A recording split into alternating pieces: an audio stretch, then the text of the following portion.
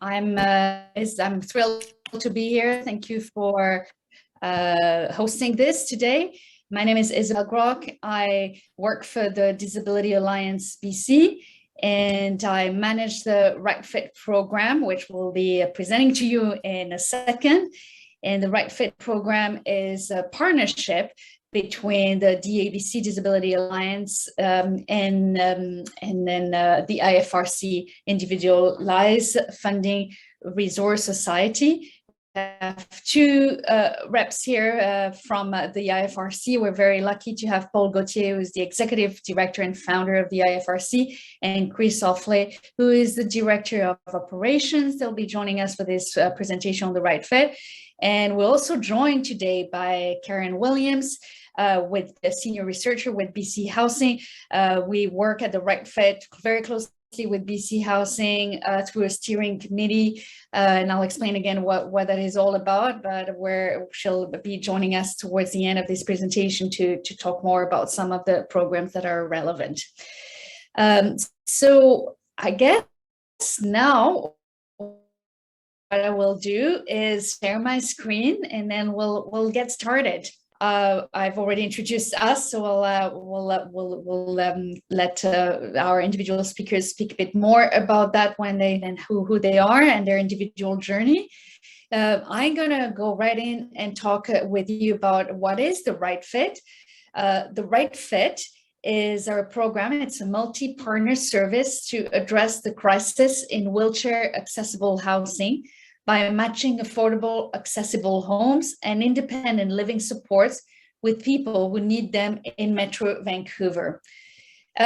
So you may wonder why it's such a program. The program, The Right Fit, has existed since 2017, and it was so it was still a young program. We started as a pilot 5 years ago, and the reason why we came about, it was coming from a roundtable that we had a few years ago in 2014, and that really shed some light on some of the crucial challenges that people with disability are experiencing when they're looking for accessible housing. So the first thing is that people with disability who use wheelchairs wait years for affordable accessible housing. There's just not enough supply of accessible units, and also the system, as we'll talk about later, is not very conducive or does not facilitate the connection between people who need those units and the units themselves. So as a result, people in wheelchair found themselves often living in dire situations. They're often forced to live in non-accessible housing units. And by then, they really fall within what we define as a homelessness. And they often, we don't often think of people being already housed in housing as being homeless, but to some of our participants who have never been able to shower or use a kitchen or have had to crawl through narrow corridors, this is really the equivalent of not being homeless, because they're not able to use part of their housing, and they live precariously in an unsafe. They live unsafely in inappropriate housing. So this is why we came about to do this and to exist, was to address this acute crisis in accessible, affordable housing. And now I'd like to turn over to Paul Gauthier, who was going to talk about our program more in details and how we operate our structure, because it's really one of a kind in British Columbia, and I believe actually in Canada, and we operate it under a very unique type of partnership. So Paul, would you like to speak to that? Thank you, Isabel. And you know, I also want to thank everyone for being here today and to have us here on such a beautiful day in Vancouver, actually, right now. And here we are inside talking about a really important topic. And thank you for taking the time to be with us today. I'm also happy to be talking to a group of individuals that really understand the need for housing. You know, the co-op side of this world, you know, we are all individuals who understand the need for safe, affordable, accessible housing. I personally have been a co-op member for 23 years of my life, on and off, and you know, I've been honored to, and I'm honored at this point to be one of the leaders in this program, the Right Fit program, as I'm someone who has personally experienced the difficulties of finding housing, not knowing how to access supports and equipment and devices. I happen to be a person who uses an electric wheelchair to get around. I have cerebral palsy, which just means that I use a wheelchair to get around it. I need help, you know, with some of my physical aspects. I need some assistance to go to the washroom. I need someone to help me eat. But the good news is that I'm someone with the right supports, the right housing, I can contribute to society. And I hope that being able to share my story with you a little bit, I transitioned from living in a foster home to a group home setting. And then when I was turning 19, I had to go through the system of having total support in a group home setting to being told that basically I would only get 4 hours of home care. When I had somebody around 24 hours a day and I had a home, I was told that I was going to have to move to an extended care facility. That's right. Paul Gauthier would have to go to an extended care facility because there was no housing for me. I really wish there was a program like this when I was turning 19, because I had to find out myself how to fight the system and how to be able to move through the maze of equipment and devices, of home support, finding housing. And I was very lucky to have a friend who was living in a co-op who said, "You are a great co-op member. You would be fantastic. I'm going to talk to our membership committee." And boy, you people that are involved in the membership committee, you do amazing work, I tell you. For me, I was able to move into to my first place after turning 19 into the co-op. And today, I'm the executive director of the Individualized Funding Resource Center. I have a beautiful 12-year-old boy named Mateo. I'm a Paralympic athlete that have had a chance to travel around the world. I was the first Canadian to receive a gold medal, to earn a gold medal in 2004 in Athens, Greece, in the sport of bocce ball for Canada. And I'm sharing this with you because as someone with a disability, if you can get access to right home support, right equipment, and safe, affordable housing, I can contribute and give back. And I'm hoping that, you know, this program, who has been very successful in housing so many, those individuals are going to be able to give back to society as well. We are in partnership, the Individualized Funding Resource Center, with the Disability Alliance BC. And Disability Alliance BC has been the voice of the disability movement since 1970. But I just want to say that this partnership with the Disability Alliance BC has been incredible. They've really truly been leaders in the disability community. The Individualized Funding Resource Center, we've been empowering people with disabilities around accessing individualized funding. And we are the ones that are responsible for the peer-led navigation of the Right Fit program, housing placement and provisions of disability supports. Our navigators have been a core to our organizations, and they're led by people with disabilities. I'm so looking forward to Chris talking to you more about what we're doing in the way of navigation. If we turn to the slide. The Right Fit Partners is related to, first of all, we have Karen Williams here from BC Housing, who's been with us from the very beginning. BC Housing has been an incredible partner with us. the Ministry of Social Development and Poverty Reduction.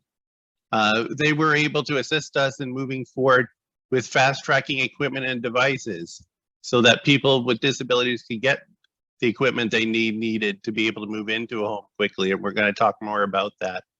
Vancouver Coastal Health and Fraser Health Authorities have been with us.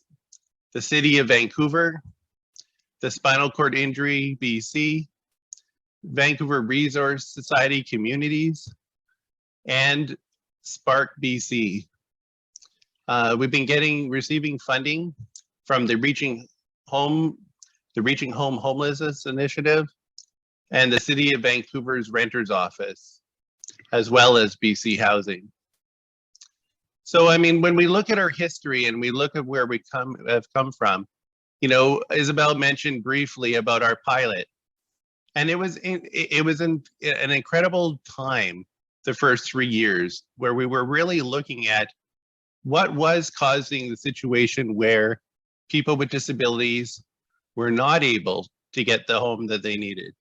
And it was interesting to hear so often from housing providers the challenges that they were having related to finding wheelchair users to be able to fill their accessible units. A case management approach was tested. We hired navigators, and we're led by navigators that have disabilities themselves, or that they have connection with family that have disabilities. As I mentioned earlier, Chris is going to be talking about that navigation process. The Ministry of Social Development and Poverty Reduction was able to assist us in getting an equipment program that was able to be fast-tracked. I'm going to turn it back over to Isabel now. Go ahead, Isabel. Yeah. Thank you very much, Paul, for this. So the reason we're doing this, I talked about the fact that the Right Fit came into existence as a pilot to address the critical or dire situation a lot of wheelchair users are finding themselves when they're looking for accessible housing. There are several challenges to that story. First of all, and the foremost one is that there is simply not a lot of accessible, affordable housing out there. There's very limited availability. So we're dealing with a very scarce supply of the right housing arrangement for wheelchair users. Then it takes time to arrange when a unit is found and then a wheelchair user wants to move into that new unit. It actually takes time to arrange for special equipment and home support at a new home. It doesn't happen instantly. And as you can imagine, with the high demand, with a tight market where things are moving extremely fast, well, this process doesn't really work because that means the vacancies are gone often before those supports are in place. And what that means tragically is that most of the time, those limited number of accessible units end up being occupied by tenants who actually don't need them. They're not wheelchair users, just simply because the wheelchair users don't have the capacity to line up everything that is needed within the time that works for landlords and housing providers. So a lot of units are lost that way within a context of already very scarce supply. The other challenge that we've come across is that we actually don't quite know what's out there. You would think, oh, well, you know, there's so little in the first place, how come you don't know what's there? But the reality is that there is no centralized inventory of accessible units or even standards for listing accessibility features.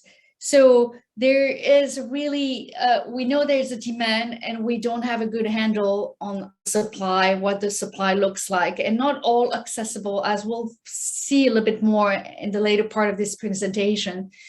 Not all accessible units are created equal. Some of them have features, some of them don't. And so there's a bit of a diversity, I'd say, for better lack of a better term, in terms of what those accessible units actually mean from a practical standpoint when it comes to being used by wheelchair users. So I talked about the low supply of accessible units out there. The demand, though, is probably, I guess, very, very high. We have here some data from BC Housing, and I'm sure Karen could speak more about that than I do. But our 2020 data was a snapshot for BC Housing, and there were like 606 applicants requesting wheelchair accessible units, over half living in Vancouver, Surrey, and 56% having household income between below 20,000 a year. The turnover annual turnover is about 30 to 45 units listed through BC Housing Registry. And we know that the demand is underestimated. And so what that creates is that there's very low ratios, low vacancies and turnover. So that makes it even more challenging to place an ever-growing number of wheelchair users in need of accessible units. So how do we address all of these multiple challenges? It's quite a lot, and so we've been fortunate to have a team in place of highly skilled navigators and partners as well to help us tackle the varied facets of these crises. So I'd like to turn over now to Chris Hoffley, who's going to tell us a bit how we approach this, what we call the right fit approach. And Chris might as well tell us a little bit about his own story, because he's got a very interesting story, which I think will enhance your understanding of what it means to come from a peer-led navigation model. Chris? Thank you. I was introduced as the Director of Operations of the Individualized Funding Resource Center. I'm also the co-founder, and I'm also a person with a disability who utilizes the wheelchair to get around. Paul and I pretty much have mirrored disabilities, and we both need help doing almost the same things, and we've known each other since we were kids. So the navigation program, we help providers fill accessible homes with the right tenants, and that's how we get the right fit for the unit.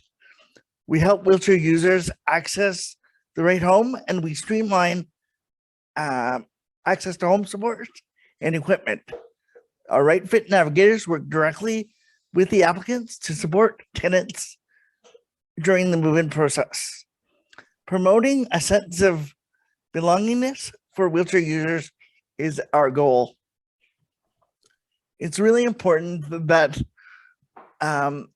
people with disabilities talk about what they need, because as Isabel talked about,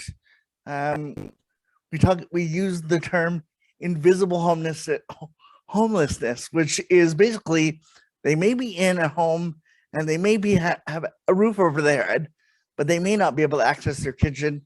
They may not be able to access their bathroom. So that means they can't access all assets of their home. So in essence, they are homeless, even though they have a roof over their head. Next slide, please. Thank you. So we work with our clients to confirm the importance of peer support, building trust, learning about our individual situations, assisting individuals identify where they want to live, the amenities to where they want to be near, the social networks, and we assist individuals with the applications, whether it be BC Housing application or whether it be getting a BC Housing file opened. We assist people in gathering the appropriate documentation for both housing providers and assist them with their interviews if they need to do so, because sometimes the whole process of moving, although people realize that they need to move because they may be dealing with invisible homelessness, it's frightening, it's overwhelming, and sometimes even though it needs to happen. Some people feel it's better to stay where they're living because it's the fear of the unknown. Please, next slide.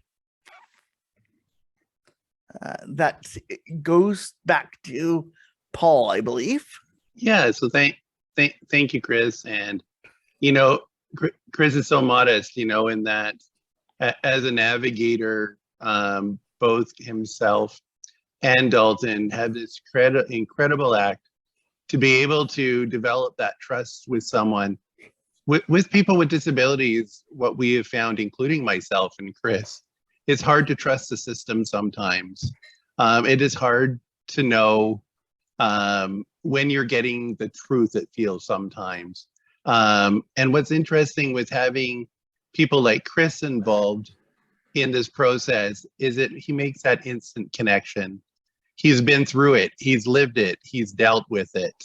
That is the same with Dalton. And I think that creates the trust. And when we're working through and trying to determine, thinking about where do you want to live? Because as many of us, you know, we're trying to determine where would we want to live? Where's our network? Where are the amenities that we need? What are the amenities that we need? What is the public transportation that may be nearby? When we're talking about getting your application into BC Housing does an incredible job in trying to assist people, but at the same time, it's a registry. And what we're able to do when working in partnership with them is that we can do a bit more of the hand-holding, the assistance component, the really kind of working through helping someone get their application together. And this means that people like Chris and Dalton, they have a can-do attitude all the time, thinking through, okay, if someone has to get ready to go for an interview with a co-op, what are they going to need? What are they going to need to be able to be prepared to meet someone at a co-op? You know, what financial information is going to be required? And do you have that prepared when going in? It really becomes a team effort with working with the client. And it's a pretty exciting role that both Chris and Dalton and I have been able to play over the last 4 years. So home supports. Many people with disabilities need to coordinate home supports. This can be such a daunting process at a time when you're moving. And as anybody that has moved, you know how stressful it is to deal with moving. Well, home support has to be another component people with disabilities have to think about. And this is a critical component, as if you don't have home support in place the way you need it, you can't get in and out of bed. As a simple component, going to the washroom, doing those physical components. So home support and the health authorities provide the funding that's necessary, but sometimes it's needed to help someone be able to move forward and looking at what are some of the other additional options. And there's something called the CECIL program, which is the Choices and Support for Independent Living, which allows individuals to get funding directly to them to hire their own caregivers, essentially becoming the employer. And as being an employer, I can then pick and choose the caregiver of my choice with the skills that are necessary. Earlier, I told you I became a Paralympic athlete. Well, one of the reasons why I was able to become a Paralympic athlete, as well as having my own housing, is that I actually had caregivers that were interested in sport, and they were able to come with me wherever I was going.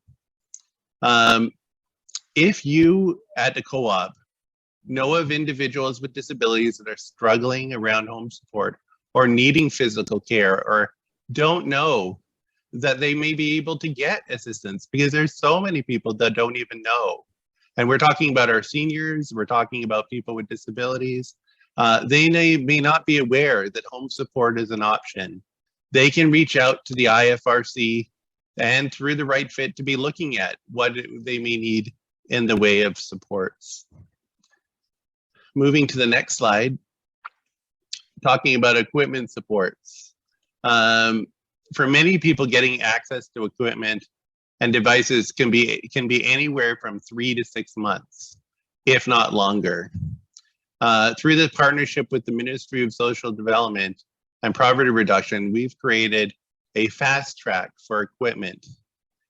And when we talk about a fast track, we're talking about for things such as track ceiling lifts. And these are the special devices to be able to help you get from your wheelchair to your bed. Electric beds, so that someone can be able to be sat up on a bed, or for the bed to be able to go up and down. Grab bars for the bathroom, commode chairs or bath benches. These are essential for when you end up having your new home to be able to have in place. And the Ministry of Social Development recognized that through the PWD, so if somebody is eligible for persons with disability benefits, that it is critical to get these pieces of equipment in a timely manner. And that's working in coordination with occupational therapists. It is quite a process, but they've come up with a way to be able to put the paperwork on the side, still working through it, but making sure things move forward so the equipment can get in place quickly. You can see one of our clients here. His name is Will, and he's shared with us this great picture of him trying to get in and out of his home. And you can see how difficult it would be for him to be able to open and close that door. Well, the Right Fit is in partnership with the Technology for Living, who really facilitates installations of electric door openers. This program is limited, but has made a significant difference for people with disabilities. Where possible, the program does look at cost sharing with co-ops. So if your co-op is in a situation where there may be a little bit of money that could be devoted to this, any kind of cost share could assist in this. But the Right Fit has a great connection with Technology for Living, and that we could be looking at anyone with a physical disability that requires support to look at putting their application forward, and we can assist with that. Okay, back over to you, Isabel. Thank you very much, Paul. So I'd like to give you a bit of an overview of what we have achieved. We talked a lot about the challenges and how we work and our overall approach and the different ways we try to address the crisis and helping as many people as we can. But when it comes to impact, what difference have we made since we got started in 2017? Well, so a few statistics for you. So between 2017 and 2022, we made 70 successful housing matches, something we're very proud of. And in terms of people, that actually translates to 74 wheelchair users with disabilities. And it's 58 supporting. In addition to that, there's 58 supporting individuals and family members. We also had, we're lucky to obtain from BC Housing 10 rental supplements, which has allowed us to place some of our clients who couldn't afford the units at the price point that they were offered at. So it was extremely helpful. Regardless, we still have a caseload that's still high, 118 or so right now, and it's still always growing as the program is more well-known, gaining exposure. More people are actually now coming to us either directly through our outreach on our website or social media, but also through the close collaborations and partnerships we have established with a number of institutions and professionals that are referring their clients more and more to us. And what I didn't mention is right now was at the beginning of this presentation, but the Right Fit is operating in Metro Vancouver only. That's what the geography we're serving. But we're hoping in the future to expand provincially, because the need, as you can guess, is not just Vancouver and Metro Vancouver, but it's all over the province that could use a service and a program like we're offering. We've talked about the numbers, but who are we helping and how are we helping and what difference does it make? So in the last 2 years where I've worked as the Right Fit manager for this program, I had an opportunity to join and shadow our lead navigator, Dalton, as he's been helping some of our clients transition for inappropriate, inaccessible housing into permanent homes. And we've been able to document their journey in this story. So I'd like to share some of those stories with you and what we've learned and how important housing and having accessible housing has been in their lives. So the first family I'd like to talk to you about is Sahar, Ali, and Elsa. This family came to Vancouver, to the Lower Mainland, as refugees from Iran. Sahar is a full-time wheelchair user. She's been so since she had cancer when she was a teenager. And when they came to the Lower Mainland, they couldn't find accessible housing. So they were forced to live in a non-accessible, very small, converted garage in Burnaby for 2 years. They didn't have a baby. You see a baby on the picture, but they didn't have the baby back then. And I had the opportunity with Dalton to visit them in this garage. And it was, for me, perhaps one of my first introductions to the real life challenges experienced by wheelchair users living in non-accessible houses. And it was a real eye-opener. So these few photos probably don't do justice to what they actually experienced in reality. So that space is one room, extremely, extremely small. In fact, so small that Sahar could not bring her wheelchair into the home. There was simply not enough space for her to navigate around this space. So that was an unsafe space, and that meant that she had to rely on her husband, Ali, for every single thing in her life. So she was completely dependent on her husband for everything. And she was obviously prone to all sorts of accidents. She couldn't get around. You see here, there's a photo of the bathroom here. How would you, as a wheelchair user, get into that bathtub? That's not possible. So that's what they had to endure for 2 years. This is a kitchen here. You can see she couldn't cook. Everything is too high. The cupboards is, you can see her, a photo of her. She's demonstrating how she trying to wash dishes, and it's just absolutely not working, extremely unsafe and very irritating. That also means that Sahar and her family are spending she's spending all her energy trying to survive in a space that doesn't work for her. And that became even worse when they had a newborn baby, and that's when they came to us, and with a support worker, came to the Right Fit, and we were able to place them in an accessible home in White Rock. And she now has access to a kitchen that's accessible, and she's very happy because she loves to cook. But what a difference it has made in their lives to be able to regain a sense of dignity, independence. For Sahar, as a new mom, she feels now she can look after Elsa, her daughter, in a way where she doesn't need to ask Ali for every single thing. So another client, if you will, that I like to talk about, because the faces of the Right Fit, we deal with very diverse clients. They're coming from all walks of life. There are also family with children, young people, seniors, immigrants, a very diverse population. So Paolo is a young man who had a motorcycle accident that left him paraplegic at the age of 19. And he was like many of our clients that are newly disabled and are trying to understand and navigate what it means to be newly disabled and what will they need. So they are having to do that while they're at GF Strong Rehabilitation Center, where they're there for a short period of time. And then basically what happens after they're being discharged, where do they go? Well, in the case of Paolo, like for many other of our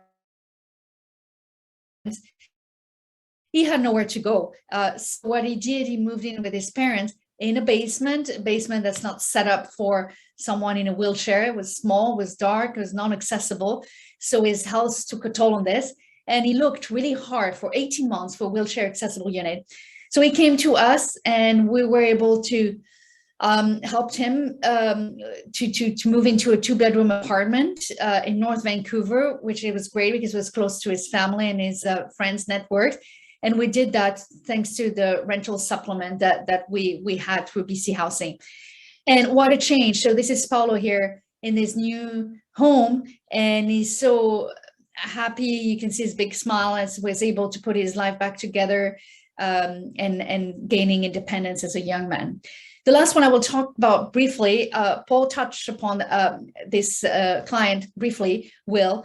What's interesting about Will is that Will was a successful online entrepreneur, and then due to addictions, he fell in a downward spiral, and unfortunately, he lost his house, and he became homeless. He was on the street.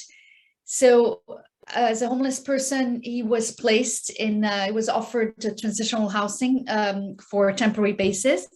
And that place was 200 square feet, non-accessible modular housing unit. And again, he could then hardly navigate his wheelchair in this space. He could not cook. He couldn't, his health deteriorated. Again, he tried to search for accessible housing for over a year. And we helped him, we stepped in, we provided him with a rental supplement, and he moved into an accessible 1-bedroom unit in a co-op building in Burnaby, which was within walking distance of grocery shops, parks, and public transit. And it's really an interesting case, and it really exemplifies or illustrates the partnerships coming together with BC Housing partners, the co-op, integrating him, technology for living, because he needed to have a door opener. And his story is topic of a video we produced, and I will share that later on for you to watch this video. It's about 10 minutes and talk about Will's experience. So after giving you the bit of that window into the journeys of our clients and how having access to accessible housing makes a difference, I'd like to turn it back to Chris, who's going to talk to you how we work with housing providers and the way we support housing providers, including co-op. So Chris, would you like to talk about this? Yeah, absolutely. Thank you. So what we do is we provide housing providers with a one-stop shop, finding suitable wheelchair users for their units. We use a user-friendly accessibility checklist to maintain an inventory of accessible housing units. Accessible housing coordinator, we have an accessible housing coordinator who, well, we're in the midst of getting a new one, who actually goes in and does measurements. And can you do the next slide, Isabel, please? They go in and do the checklist. So we measure radius. Go ahead, Isabel. I'll show you in the next slides what actually we look for, but here's the checklist that we use. So you'll see some of the things that we focus on when we're going through different units to see if, because everybody's perception of accessibility could be a little bit different, because we all have different ways of how we do things. So things like measuring the countertops, circular radius, door openers, roll-in showers, as we said earlier, building amenities, whether or not pets are allowed, the neighborhood, whether it's close to shopping or transit, and so our navigators have contacts with all sorts of different foundations and organizations with housing. And then this information enables our navigators to identify the right fit for the unit. Once we have identified a potential match, we pass the client information onto the housing provider. The provider retains full control over the tenant selection of their property. So whether or not we provide, whether or not we say this person is a good fit or the right fit, the provider still has the end say of who moves into their unit, because we want to make sure that they're suitable for the people that are already there as well. And then I'll bring it back over to Paul. Thank you, Chris. And I'm just going to skim through these ones a little bit here, but just to show you here, you know, Chris talked about the checklist, and what you can see here is a non-accessible door, and the Right Fit program can assist housing providers in being able to get good information, you know, and have some good dialogue about how to be able to make some modifications. And so we work with housing providers in doing this. If you go to the next slide, this is an example of a good roll-in shower.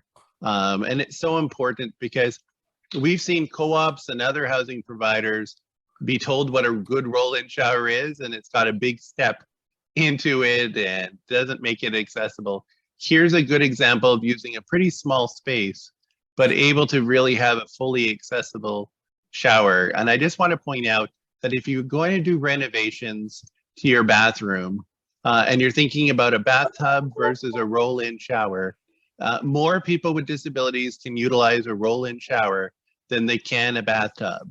So just keep that in mind when you are thinking about renovations to your unit, and that will keep your unit available for more people with disabilities into the future.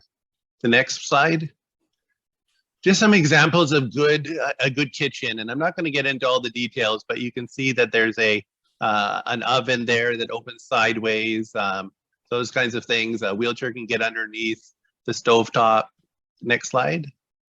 And here's an example of what somebody thought was a good roll-in shower, and you can see the big step getting into there. Next slide. And again, you can't get in under the sink, you can't get into the oven. This is not a good example of a good accessible kitchen. Next one. This one's more about my pet peeve in life.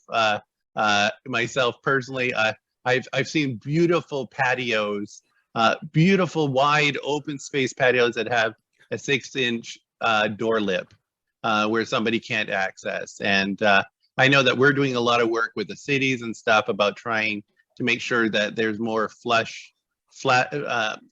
surfaces to be able to get through onto patios. Next one. And this is just, you know, showing the difficulties of someone in a wheelchair getting in and out of a bathtub. Turn to the next one, please. I just want to say that, you know, the Right Fit is here for you. And if you have any units that is coming online, we are happy to help look at those units with you. We love to do the measurements that Chris was talking about. We really want to understand what housing stock is out there. And so please do contact the Right Fit. We've got a lot of ideas, thoughts. We can help with matching. You keep complete control over who you're going to select, but the Right Fit is here to help support individuals with disabilities and you as housing providers. So do contact us. And Karen, over to you. And I'm so sorry about timing here, but your presentation is so important. So thank you, Karen. Oh, no problem. Thank you so much to Paul and Chris and Isabel for starting us off on such a wonderful note and with those powerful stories. I always learn so much every time I listen to you guys speak. So thank you for that. Before I jump into the presentation today, I would like to acknowledge that today I'm speaking from the traditional and unceded territories of the Musqueam, Squamish, and Tsleil-Waututh peoples. I'm grateful to have an opportunity to work and play on these lands. As was mentioned earlier, I'm a senior researcher with BC Housing, and I'm the BC Housing representative on the Right Fit Steering Committee. Prior to joining BC Housing, I also used to work for a disability serving organization as manager of accessibility initiatives, and the organization I used to work for was Spark BC. And I was just thinking, as you guys were talking about IFRC and the Cecil program, that if you go far enough back, and I won't say when because I don't want to age myself, but when I was a university student, I used to work as a personal care attendant, and so I was indirectly employed by you guys. So anyways, it's kind of funny how life works in interesting ways. As part of my presentation today, what I'd really like to do is provide a housing provider perspective on the Right Fit. I'll start with an overview of BC Housing's partnership with Right Fit and we'll briefly share some information on the unique housing challenges experienced by Right Fit clients and talk about how Right Fit is working on addressing these challenges. In particular, I would like to discuss how Right Fit is really beneficial to housing providers.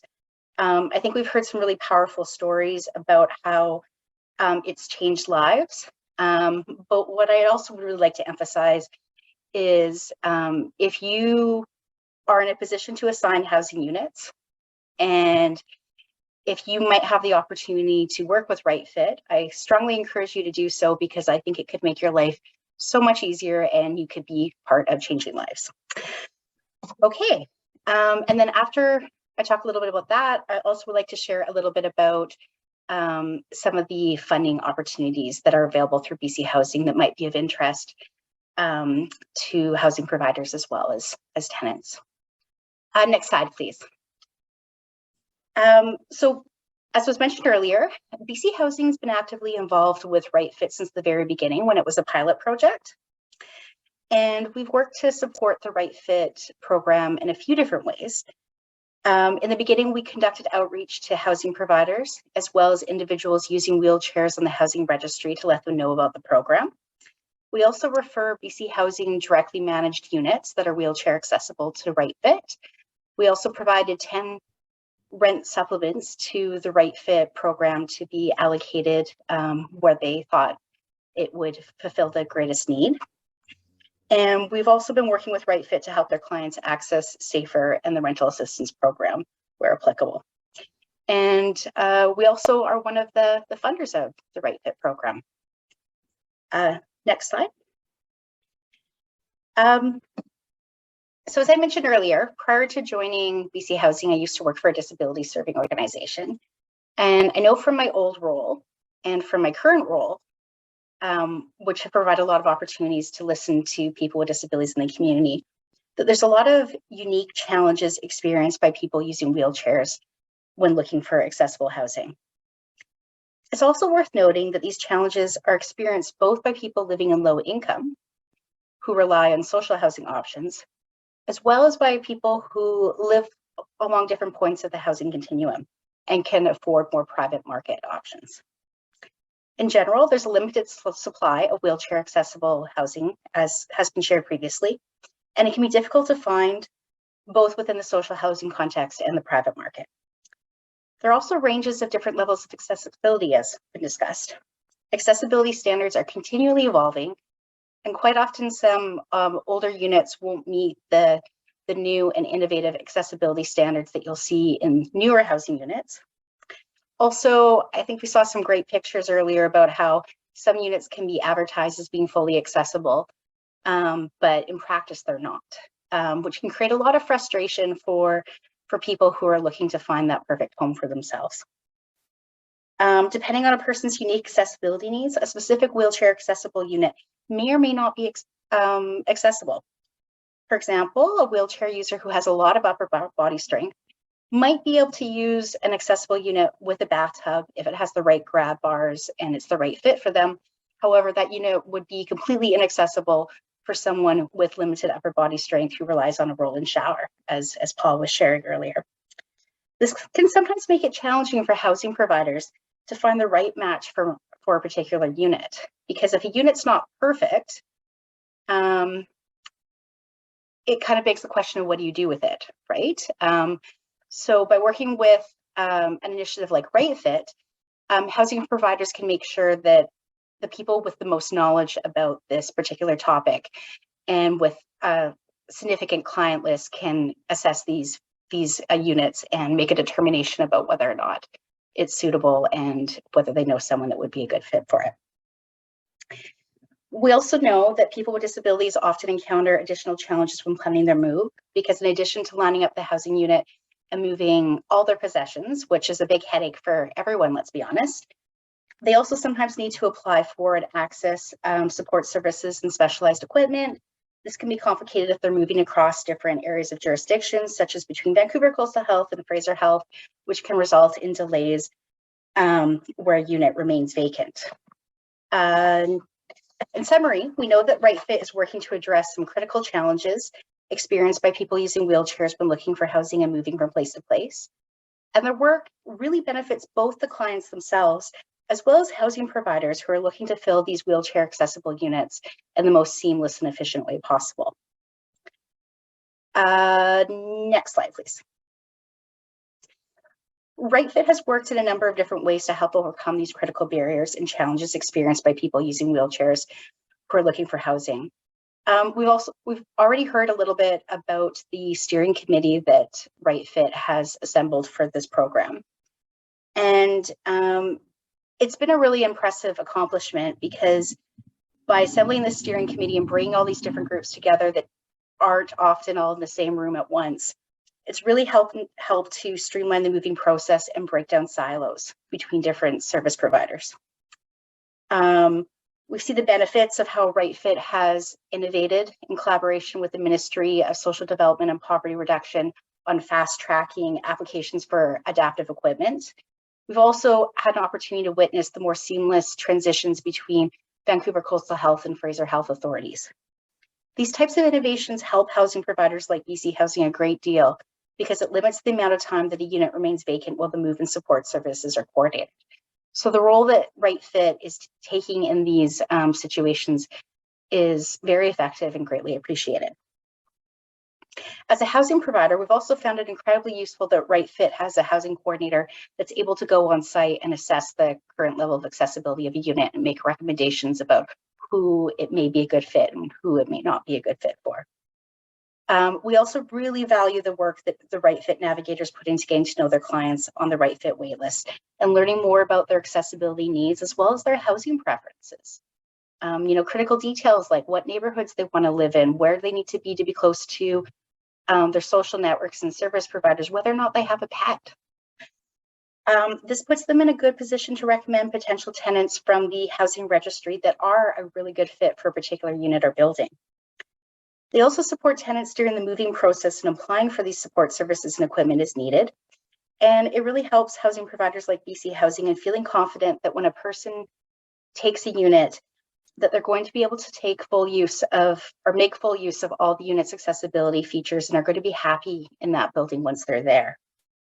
The navigation supports also limits unexpected delays and challenges during the moving process and makes it more pleasant for everyone, especially the clients.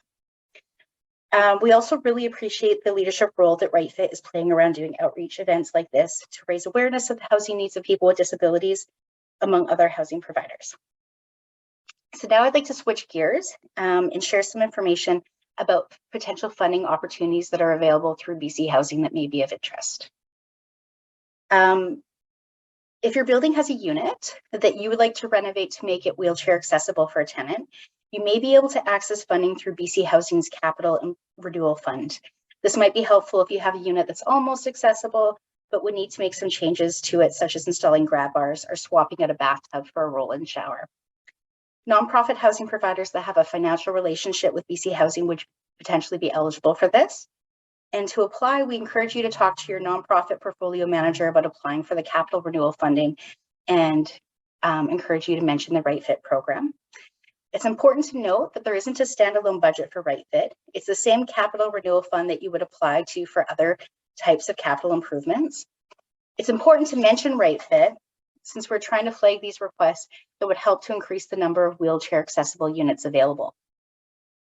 I'd also like to share some tips that would help to make your funding request more competitive. It helps if the renovation would serve an immediate purpose.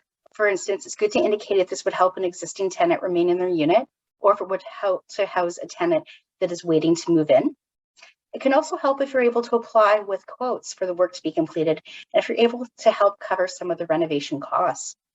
It's also better to focus on units that are almost wheelchair accessible, such as adaptable housing units with reinforced walls and more spacious pathways. Older and smaller units may not be as suitable for this funding if the renovation would result in a decrease in the number of units in a building, and if it would potentially displace another tenant. Next slide, please.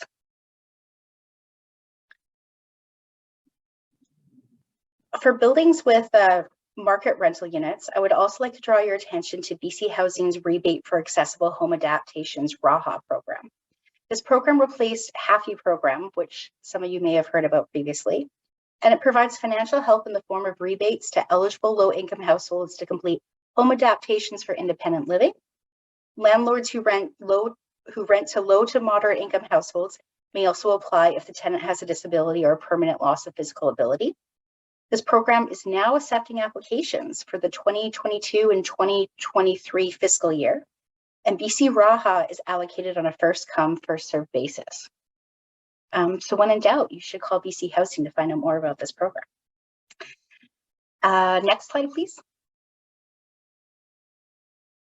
We also have a couple of rental supplement programs that may be of interest for some of your building residents.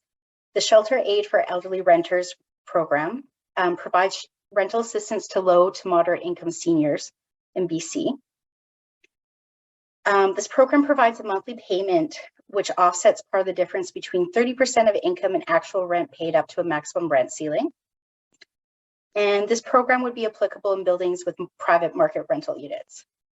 Even if you have a building that has a financial relationship with BC Housing, there's a possibility that some of your tenants might be eligible if there's a mix of BC Housing funded units and market rental units.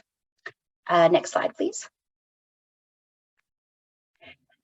We also have a rental assistance program, which is targeted at lower income working families. And this program is really set up in a very similar fashion, just with a slightly different target population. Okay, so I'd like to thank you very much for listening to this presentation. And I'd like to pass it back to, I believe, Isabel for question and answer. Okay, thank you. With us. Some messages. You can contact us directly. There's an email there. We have a website. You get access to all this information later on. We have a newsletter. We're on social media, so we can keep connected that way. And then I guess we'll open now. We're running a bit late now. I see this. But we'll be all of us will be happy to answer any questions that you have about us and the program, and then I've included as well our contact information about how to learn about the program and also how to reach a navigator. So I'm going to stop sharing my screen there, so you'll see us, and then we can see what time we have left to be able to answer a few questions. Thanks, Isabel. So yeah, just taking into consideration the time, I just have one or two questions that I received through chat. We can address those, and I'll encourage the members, if they have any more questions, just send them through the chat. You can choose the everyone option, so anyone from Isabel, Paul, or Chris or Karen will be able to view those questions and hopefully respond via chat to save us some time as well. So the two questions I have at the moment lined up from Dick Barnes earlier was, with many chair users having low income, how do you think the cost of a co-op share may be addressed?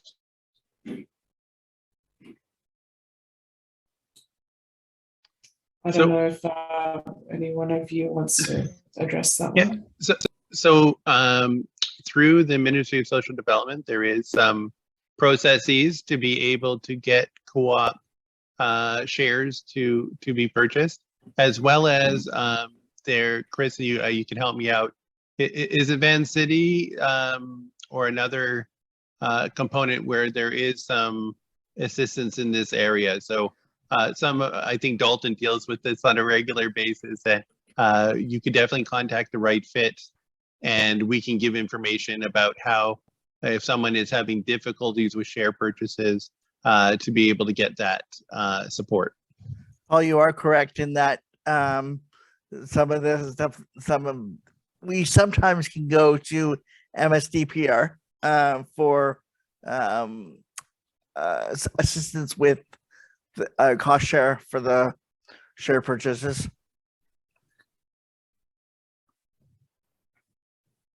Thank you. And then we have a question from Azim. Could you confirm if only BC Housing tenants can apply for tenants? For example, as a cooperative member, can I apply to RAP directly, or does this mean I have to go through BC Housing? Karen, I'll leave that to you. So I've been having a little side chat with Azim, and I just dropped in some information. So for RAP and the safer rent supplements, those are actually for people who don't live in BC housing units. They're rental supplements that can be accessed for living in the private housing market.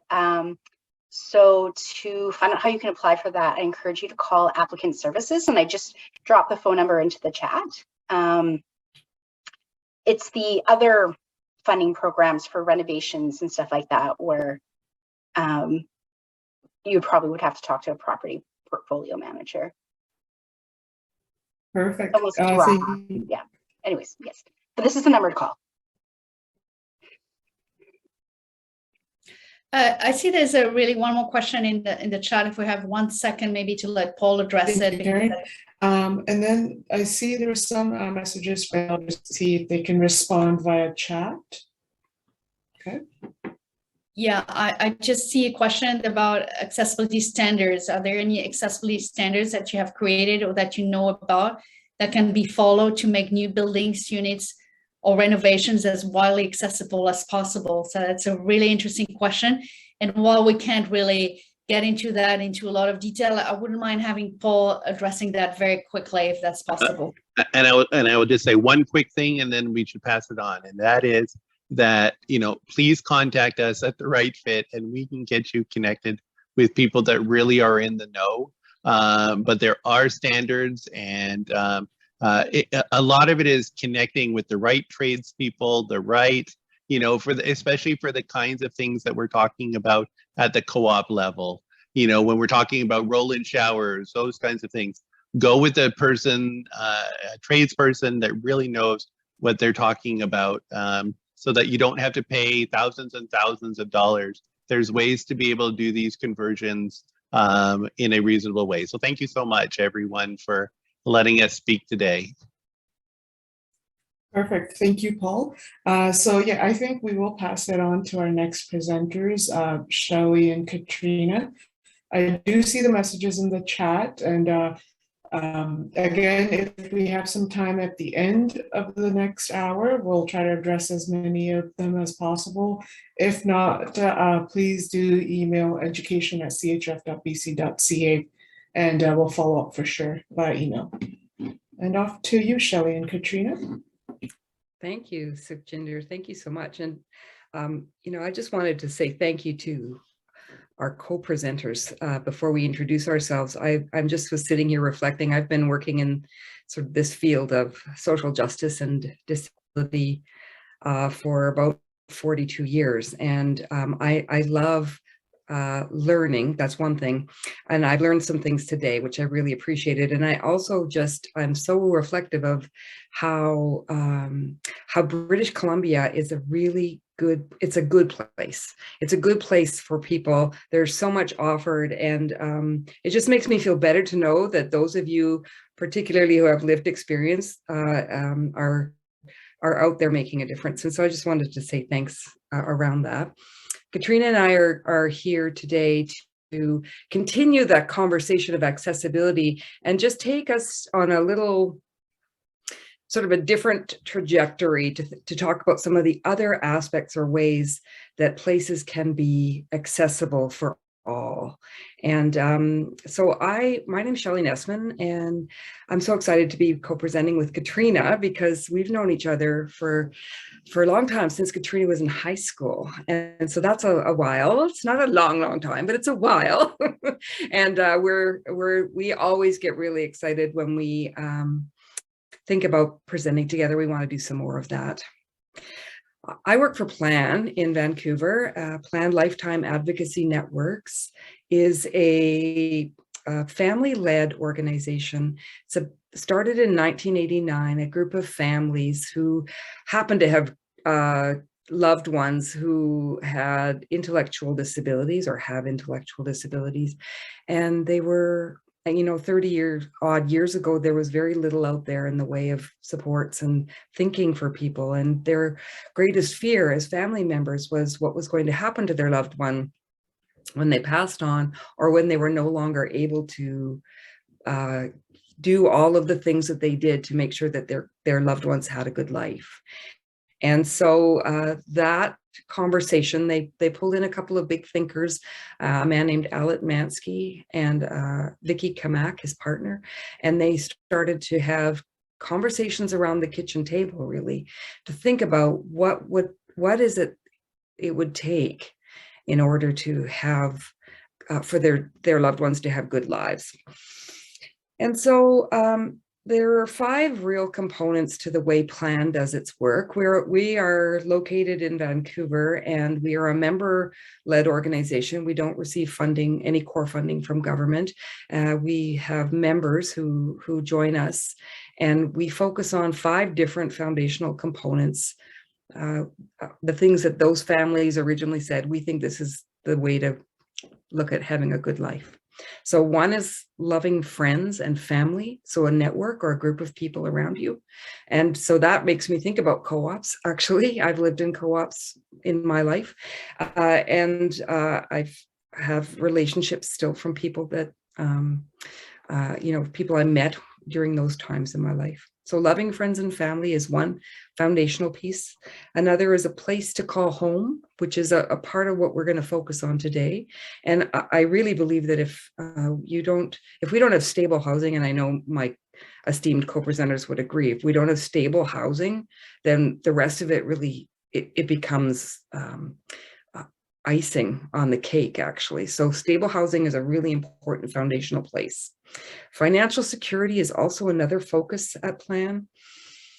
Person's participation in decision-making, supported decision-making, or however that looks. We look at the networks of people, the networks that people have around them to support them to make decisions, big and small decisions in their life. And then the last one is the ability and opportunity to share your gifts, your skills, and your capacities. So those 5 things combined, we would say, make up a good portfolio for a person if they're looking at wanting to have a good life.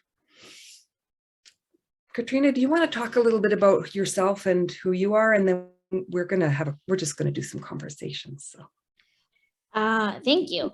So I'm Katrina. I want to say a special thank you to Isabel, Chris, Paul, and Karen. I grew up with 3 siblings in wheelchairs, so I know a lot about accessibilities.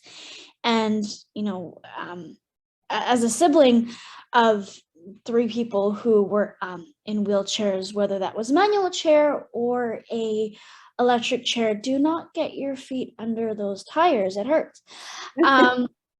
And so I am employed right now by the Asante Center. I am their FASD mentor and consultant. So I run their mentorship group as an individual with FASD, fetal alcohol spectrum disorder.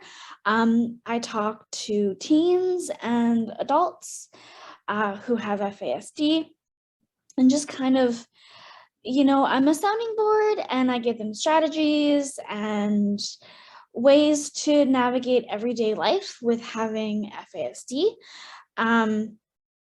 It's kind of interesting because also I, as a person with a disability, I also receive support. So I am in, I am in accessible housing myself. So it's kind of a really interesting full circle. So yeah, that's a little bit about me. Thanks, Katrina. And so our conversations really helped me to think through this idea of accessibility as well, because we always think right away about, can we get into the building? Can we use the facilities there? Those are really the first things we all think about when we think about accessibility. But inclusion and belonging are also parts of how a place can be home as opposed to a place being a house. And so could you just forward the slide for us? Thank you. So we're going to break you up. We're going to do some rounds of conversations and give you all opportunities to share your own knowledge. We really believe that there's knowledge in the room, and getting a chance to talk to one another is an important part of all of this. And so we have a question. We have 3 questions, but this is the first one. We wanted to break you up into groups, and Nicole's going to send you off into chat rooms as soon as I pose the question. We're going to give you about 10 minutes just to do a quick conversation posed by this question. What do you think is the difference between a house and a home? And so we're really wanting to focus in on, what does home mean to you? And as co-op members, as people who create co-ops and create the experiences for people, we'd love to hear your thoughts about what does it mean to be home. And so, Nicole, if you can work your magic, what we'd like to task you all with right now is to go back to a group. I think they're going to be different groups. I'm actually not sure, but we'll see. It'll be a surprise for you. So apart from the physical adaptation part, so we've started to touch on that, right? And I really thank you for bringing the conversation forward. Apart from the physical adaptations, which we learned about quite a bit, what else might you do to ensure that co-ops are accessible, so that they're safe for people, that people feel welcome, that people are able to put down their roots, where they feel comfortable and safe, right? And safety can mean a lot of things. Other than our physical safety, our safety can be found in a lot of different ways. So what are some of the things we might do to ensure our co-ops are accessible? And then the second question that we'll combine it with, if you just want to throw the slide forward, I want to ask you to think about what's something you might do in the next couple of weeks to promote it. So I'm always an action person. I know the folks who presented before us are also quite oriented to action, like what are we doing? And so as you're talking in your groups and you think about something, whatever it might be, it doesn't have to be a big action, just something to start to promote this idea of accessibility. Katrina, is there anything you want to add before we send people off to their second conversation? One of the awesome things about presenting with Shelley is 9 times out of 10, I don't get to know the questions. And so I'm really curious as to what you guys are going to come up with, because I'm also thinking about it. Okay. So yeah, I'm going to be thinking about these questions too. That's awesome, Katrina. Thank you.